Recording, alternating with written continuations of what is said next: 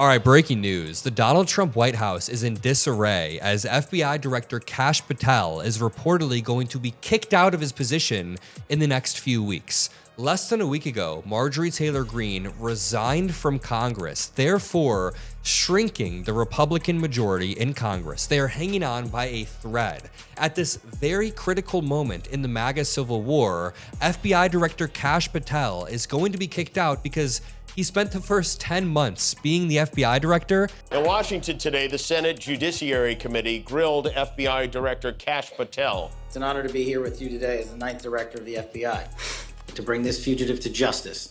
We have also arrested, this may be the most important part, about to face charges at the same time last year. Ongoing investigations, not crimes free, and we're gonna keep going. Donald Trump was on a rampage right before Thanksgiving. Donald Trump hates holidays because it's a time when people can reflect on things other than his chaos and madness. So that's when he always tries to draw attention to himself. Also, Donald Trump horribly mismanaged that tragic shooting in Washington, D.C. One of the things that we learned, the shooting involving 2 National Guardsmen, is that the shooter actually received asylum by Donald Trump in April of this past year. Donald Trump spent the time trying to be divisive, attacking former President Biden and attacking Somalis in Minnesota because Donald Trump is a despicable racist. Let me just show you what Donald Trump's been ranting and raving about all throughout the evening and into the morning. He's posting that South Africa is hereby not invited to next year's G20 because Donald Trump decided to boycott the G20 in South Africa. Imagine being so devoted to Donald Trump that you write children's books where you're a wizard serving King Donald. Now imagine that person becomes the head of the FBI, and then imagine Jimmy Kimmel absolutely destroying him on national television, getting suspended for it, and still coming out on top.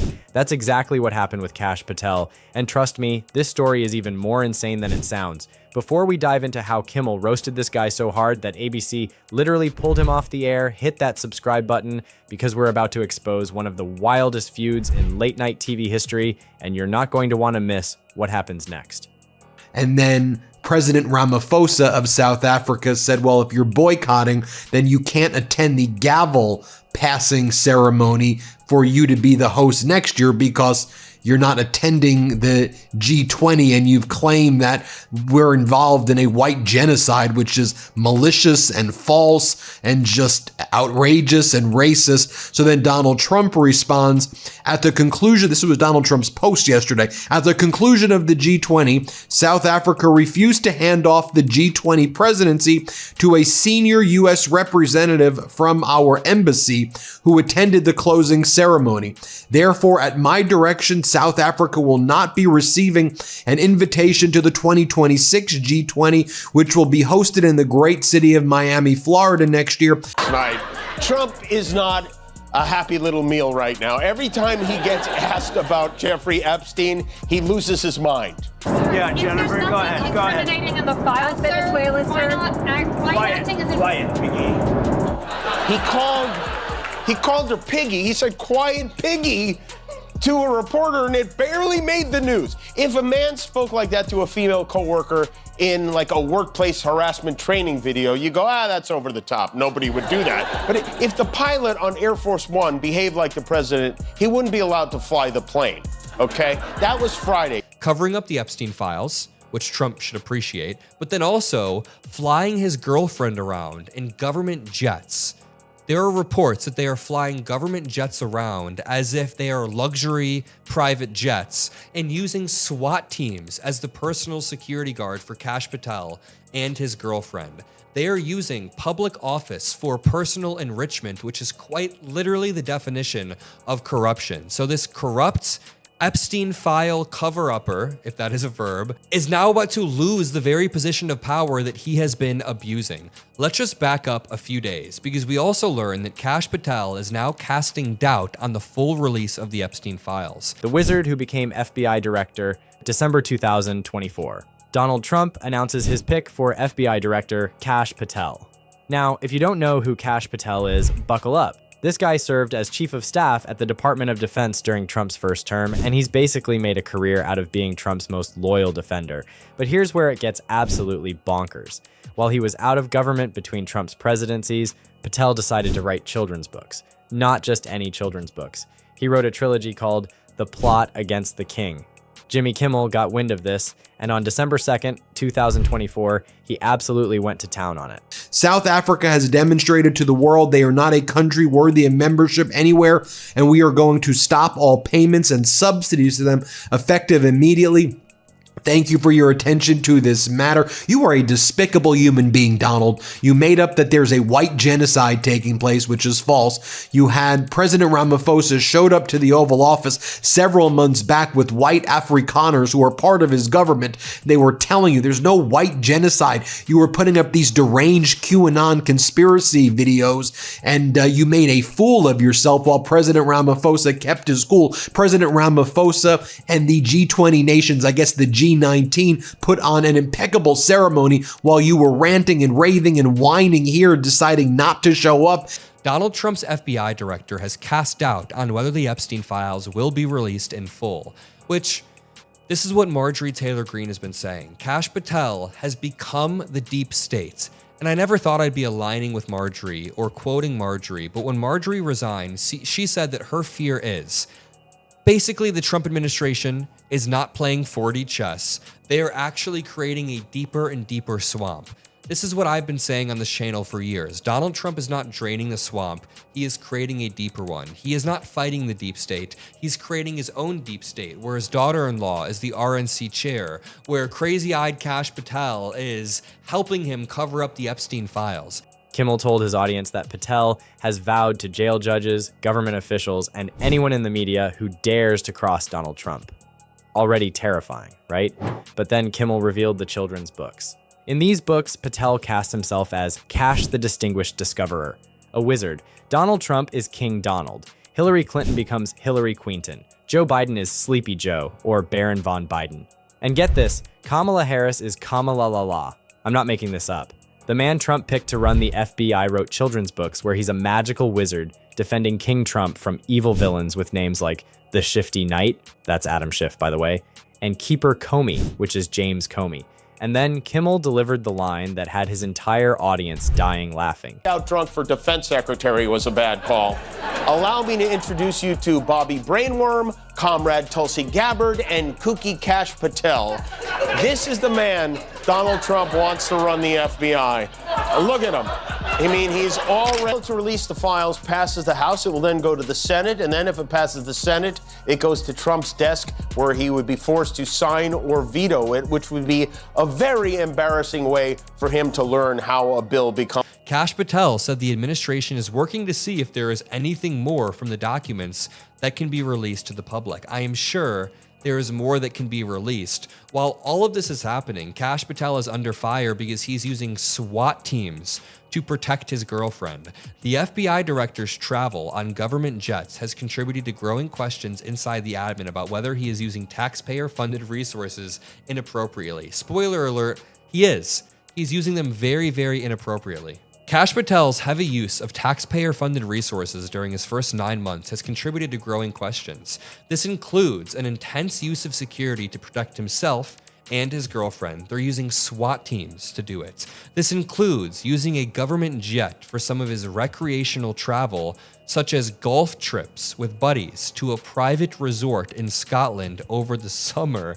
Directors must fly on government aircraft, but using government jets for business trips or to return home requires planning and coordination, and doing it for your girlfriend is next level. This brings us to today's report. Trump is weighing the ouster of Kash Patel due to the unfavorable headlines and due to an overall decrease in popularity. This, by the way, left the White House immediately scrambling. Caroline Leavitt posted right away, quote, "This story is completely made up. In fact, when this fake news published, I was in the Oval Office where President Trump was meeting with his law enforcement team, including FBI Director Kash Patel."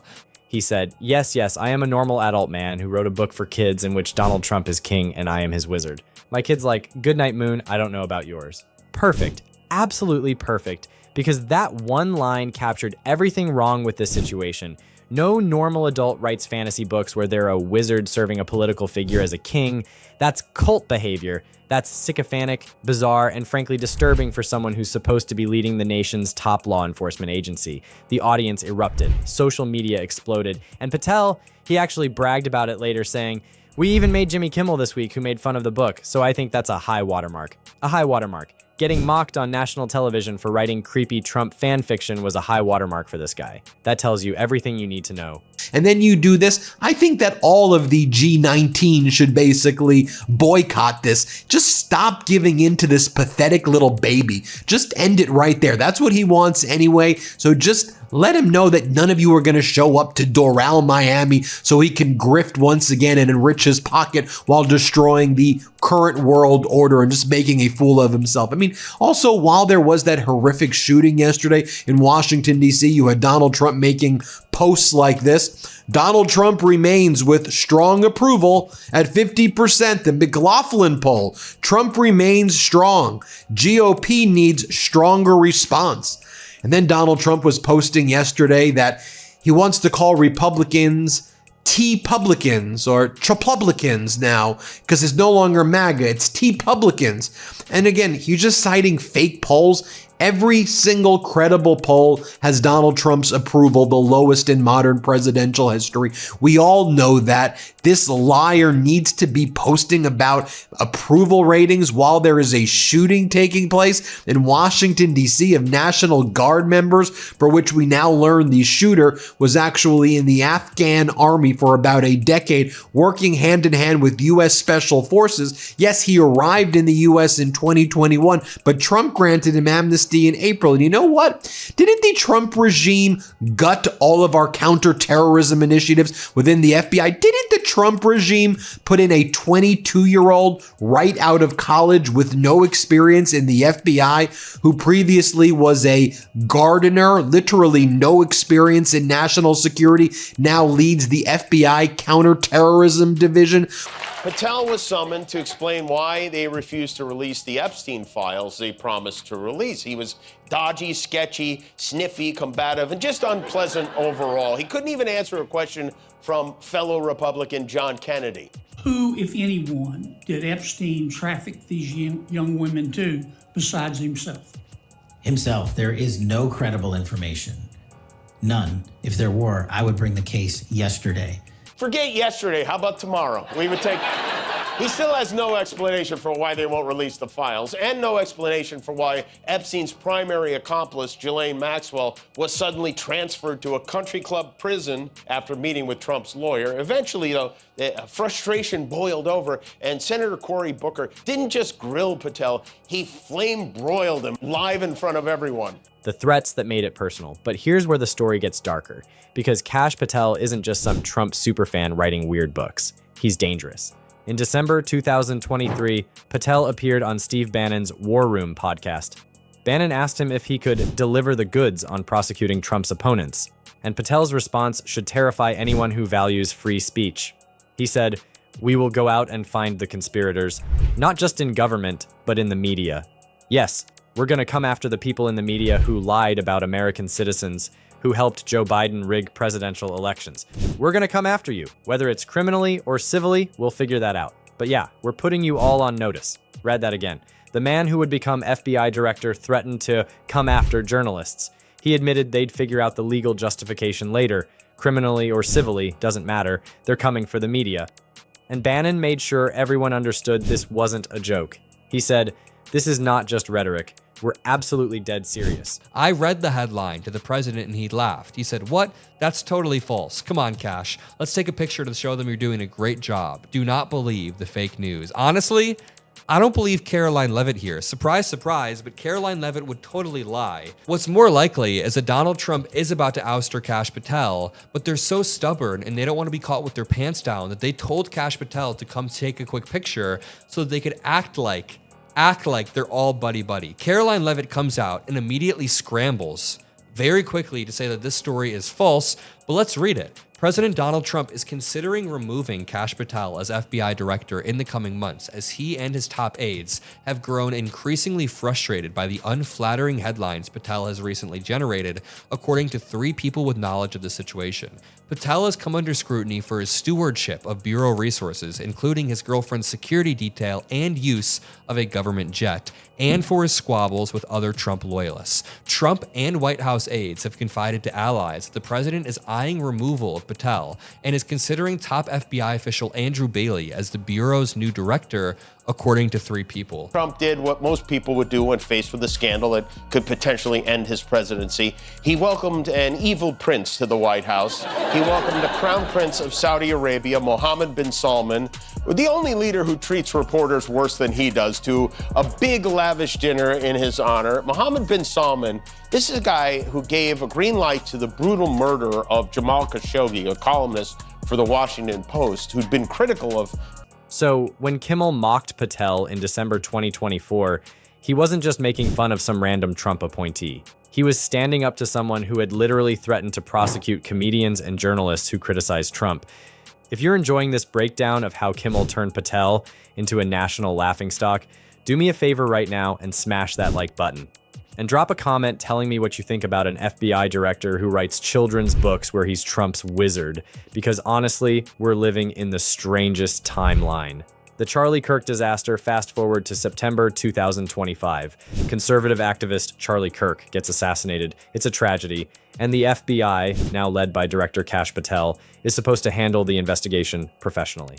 Instead, Patel completely botched it. Within hours of the shooting, he posts on social media claiming the FBI arrested a subject, basically implying they caught the killer. Except they hadn't. The person they arrested was released because he wasn't the shooter. Patel created massive confusion and gave false hope to a grieving nation, all because he wanted to look like he was on top of things. It was amateur hour at the FBI, and Jimmy Kimmel was not going to let that slide.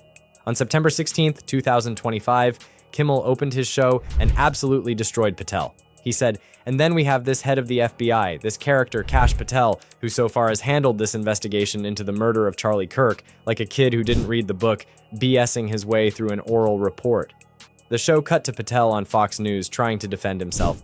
"I was telling the world what the FBI was doing as we were doing," Kimmel shot back, which was claiming we caught the killer when we had not. Then he added the visual knockout punch. Kash Patel always looks like he just got hit by a Volkswagen. The audience lost it, because Kimmel wasn't wrong. Patel had fumbled the biggest investigation of his tenure, and instead of admitting it, he was making excuses on friendly media. The next night, Kimmel went even harder, describing Patel's congressional testimony as dodgy, sketchy, sniffy, combative, and just unpleasant overall. The suspension that proved everything, and that's when the hammer came down. On September 18th, 2025, ABC announced that Jimmy Kimmel Live would be suspended indefinitely. Nexstar Media Group and Sinclair Broadcast Group, 2 massive TV station owners controlling about 20% of ABC affiliates, threatened to pull the show from their stations. They said Kimmel's comments were offensive and insensitive. But here's the thing, Kimmel wasn't suspended for being wrong. He was suspended for being right.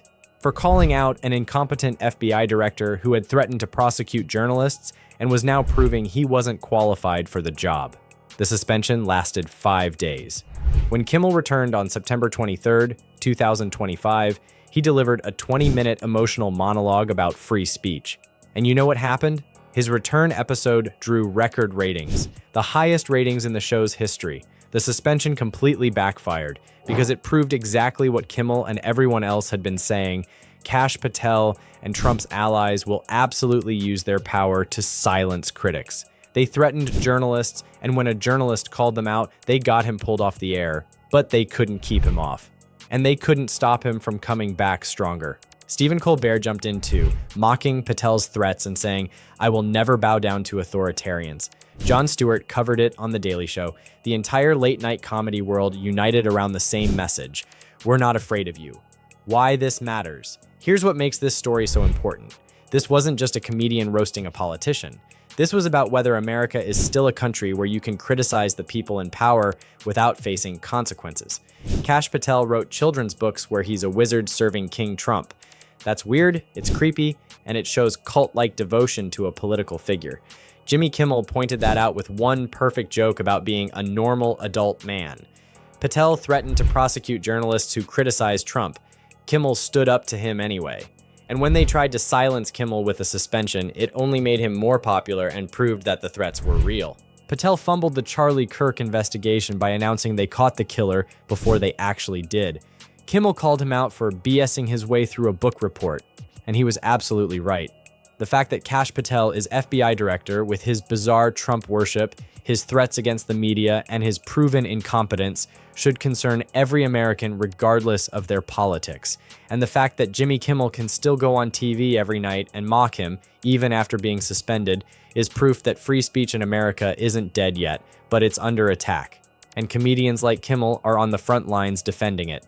Before you go, make sure you hit that notification bell so you never miss another video. We're going to keep covering the battles between late-night hosts and Trump's administration, because this fight is far from over. Thanks for watching, and I'll see you in the next one.